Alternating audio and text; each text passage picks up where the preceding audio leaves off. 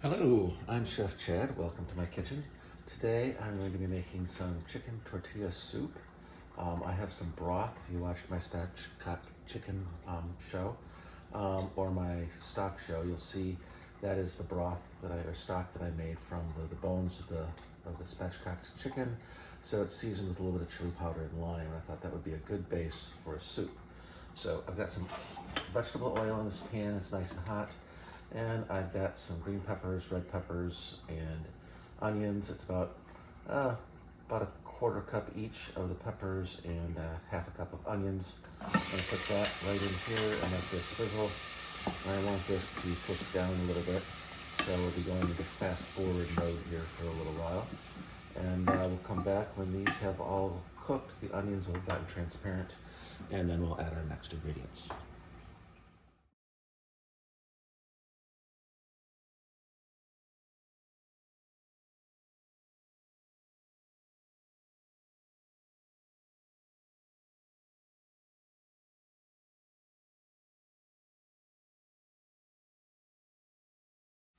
Okay, that has been cooking for a little while. The onions are starting to get translucent.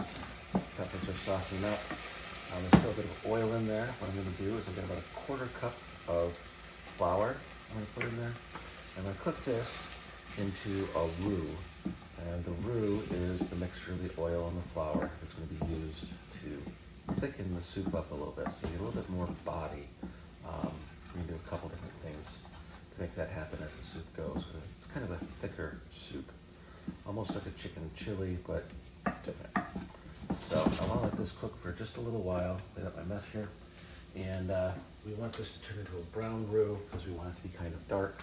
So I'm going to go fast forward again until we get to the desired darkness that I'm looking for.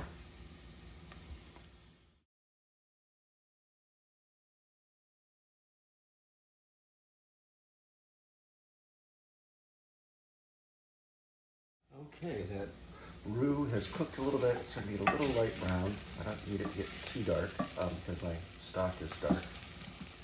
So what I'm going to do is I'm going to take this, pour that in there, bubble and boil. The broth, the stock was hot. I'm going to stir that up. Don't want to get too many lumps from the flour. And that will cook. I can feel it, some of it's stuck to the bottom. I'm trying to go back and forth.